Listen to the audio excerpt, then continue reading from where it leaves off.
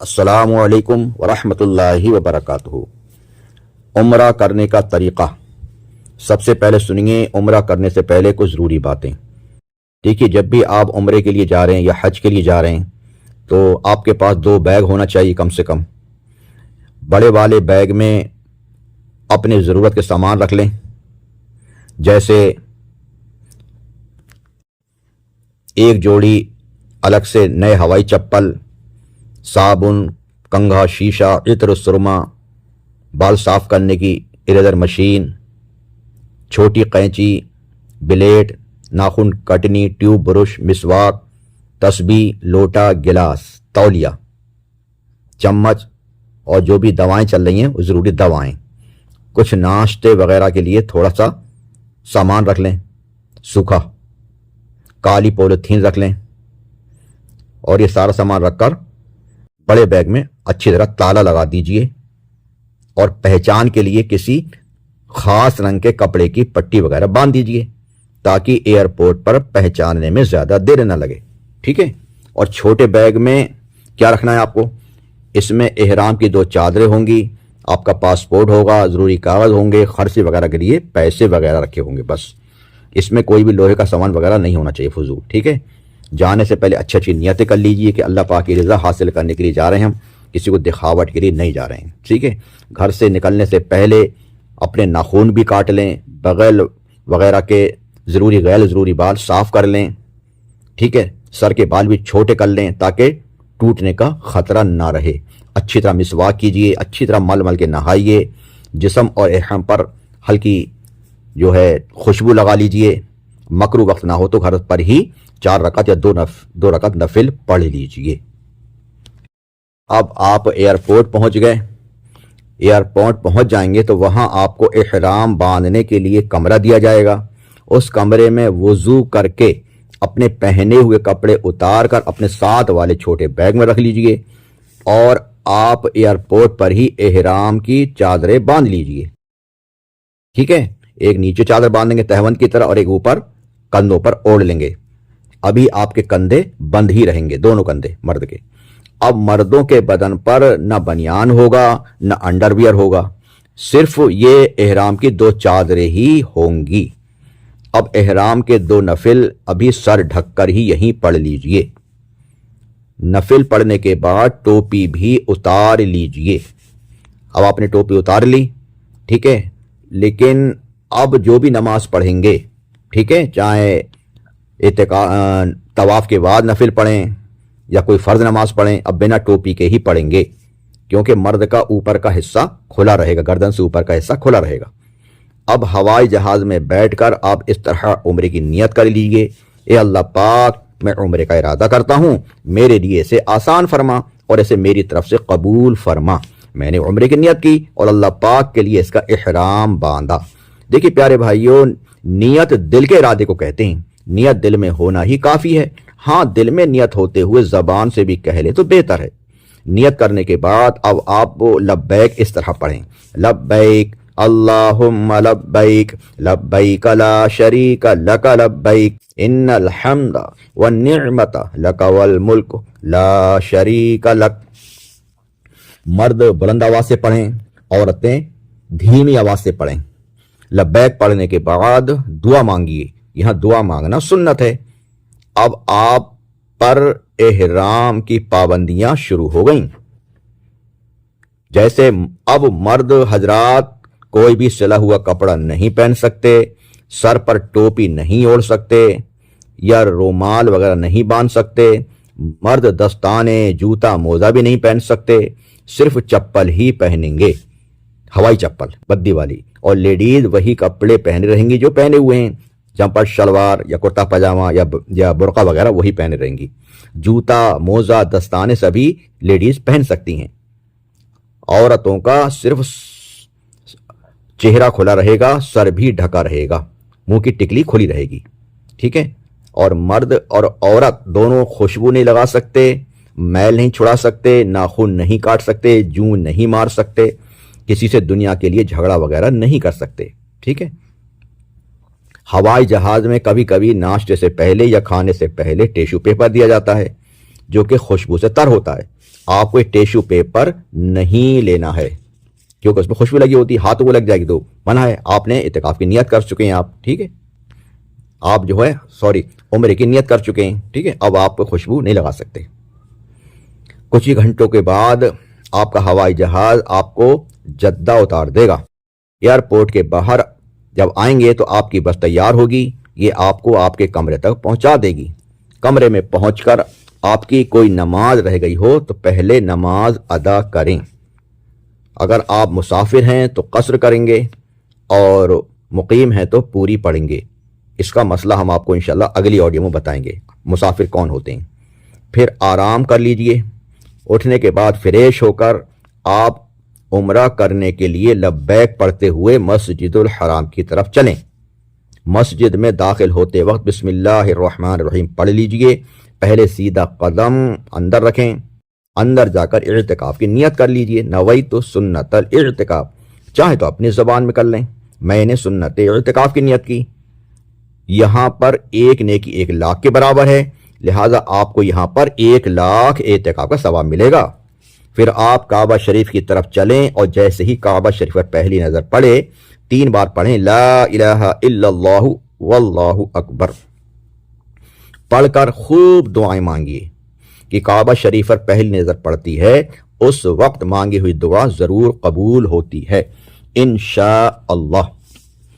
اب آپ طواف شروع کرنے سے پہلے اپنا سیدھا کندھا کھول لیجئے.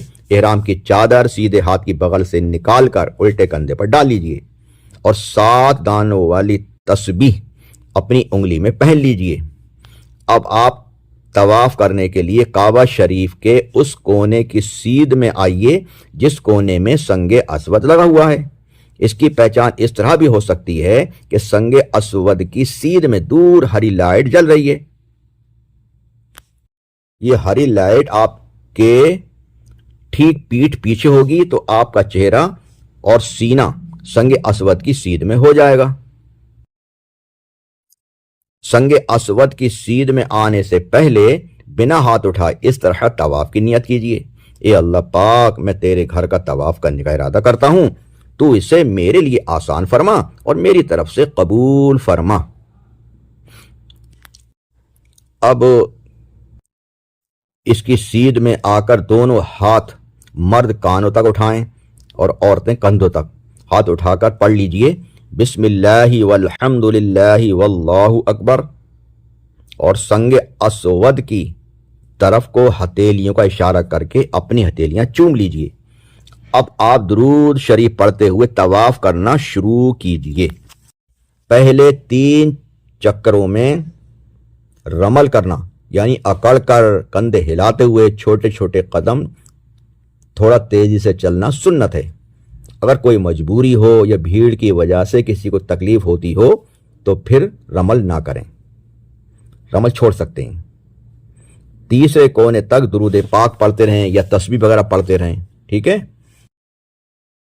اور تیسرے کونے سے چوتھے کونے تک بنا رکے بنا ہاتھ اٹھائے عربی میں یا اپنی زبان میں دعا کرتے چلیے. اب آپ وہیں آ گئے جہاں سے آپ نے طواف کرنا شروع کیا تھا. آپ کا 1 چکر پورا ہو گیا.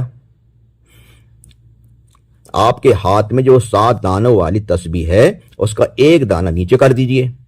اب دوسرے چکر کے لیے پھر پہلے ہی کی طرح سنگ اسود کی طرف کو اپنے مرد کانوں تک ہاتھ اٹھائیں اور عورتیں کندھوں تک ہاتھ اٹھائیں اور پڑھیں بسم اللہ والحمد للہ واللہ اکبر، اور ہتھیلیوں کا اشارہ کر کے اپنی ہتھیلیاں پھر سے پہلے کی طرح چوم لیجئے. اسی طرح دوسرا چکر بھی کیجئے. اسی طرح آپ کو 7 چکر پورے کرنے ہیں، ٹھیک ہے. یہ بات یاد رکھیے کہ طواف کرتے ہوئے سنگ اسود کے علاوہ کہیں بیچ میں اپنا سینہ یا پیٹھ کعبہ شریف کی طرف کو مت کیجئے. یہ 7 چکروں کا ایک طواف ہوتا ہے، لہذا اب آپ کا طواف کمپلیٹ ہو گیا. اب آپ نے جو کندھا کھولا تھا سیدھا کندھا، وہ کندھا بند کر لیجئے اور وہاں سے ہٹ جائیے. اب طواف کے بعد 2 نفل پڑھنا واجب ہے، لہذا 2 نفل پڑھ لیجئے. کچھ ہی دوری کے فاصلے پر آب زمزم شریف کے بارڈر کولر رکھے ہوئے ہیں، لہٰذا اب آب زمزم شریف بھی پی لیجئے، بہتر ہے، مستحب ہے۔ اگر کوئی مجبوری یا تھکن نہ ہو تو ابھی، نہیں تو کچھ آرام کرنے کے بعد صفا مروہ کی سعی کے لیے تیار ہو جائیے۔ پہلے اسی طرح کانوں تک ہاتھ اٹھائیں اور پڑھیں بسم اللہ والحمد للہ واللہ اکبر، اور ہتھیلیوں کو کعبہ شریف کی طرف اشارہ کر کے اپنی ہتھیلیاں چوم لیجئے۔ اب مسجد کے باہر آ کر صفا مروہ کی سعی کی اس طرح نیت کیجئے، اے اللہ پاک، میں تیری رضا کی خاطر صفا اور مروہ کے بیچ سعی کے 7 پھیرے کرنے کا ارادہ کر رہا ہوں، تو اسے میرے لیے آسان فرما اور اسے میری طرف سے قبول فرما۔ زبان سے نہ کہیں، دل میں کہہ لیں تب بھی ہو جائے گا، مختصر کہہ لیں یا اللہ پاک میں سعی کا ارادہ کرتا ہوں، تو اسے قبول فرما، تب بھی ہو جائے گا۔ پیارے بھائیوں، اب صفا سے سعی کرنا آپ شروع کیجئے گا، یعنی صفا سے مروہ 1 چکر، جب صفا سے چلے آپ مروہ تک 1 چکر ہو جائے گا، پھر مروہ سے صفا دوسرا چکر۔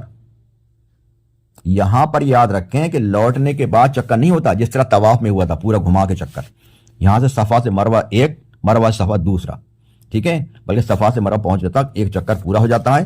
اس طرح آپ کو 7 چکر کرنے ہیں، لہذا آپ نے صفا سے اسٹارٹ کیا تھا اور 7واں چکر مروہ پہ آ کر پورا ہو جائے گا۔ یاد رکھیے صفا اور مروہ 2 پہاڑیوں کے نام ہیں، ان دونوں پہاڑیوں کے بیچ میں ہری لائٹ آئے گی، یہاں مردوں کو ذرا تیز دوڑنا چاہیے، بہتر ہے، لیکن عورتیں نارمل ہی چلیں، لیکن کسی کو تکلیف ہوتی ہو تو پھر مرد بھی نہ دوڑیں۔ 7 چکر پورے ہونے کے بعد اب سعی کے 2 نفل بھی پڑھ لیجئے، بہتر ہے، مستحب ہے، نہیں پڑھیں گناہ نہیں پڑھا، پڑھ لینا چاہیے ثواب کی خاطر۔ اب مسجد سے بالکل باہر آ جائیے اور چاہیں تو نائی سے یا پھر اپنے کمرے میں جا کر اپنے سر کے بال اتروا لیجئے یا کٹوا لیجئے۔ سر کے بال اتروانے کے بعد آپ کا عمرہ کمپلیٹ ہو جائے گا۔ اب احرام کی ساری پابندیاں آپ پر ختم ہو گئیں۔ خوشبو لگائیے، صابن سے مل مل کر دھوئیے، کرتا پاجامہ پہنیے، جو بھی کپڑے پہن سکتے ہیں آپ، ٹھیک ہے، یہ آپ کا 1 عمرہ کمپلیٹ ہو گیا۔ اب آپ جب دوسرا عمرہ کرنے کی نیت کرتے ہیں کہ دوسرا عمرہ کروں گا میں، تو نیت کرنے کے لیے آپ کو مسجد عائشہ یا مسجد جیرانہ جانا پڑے گا۔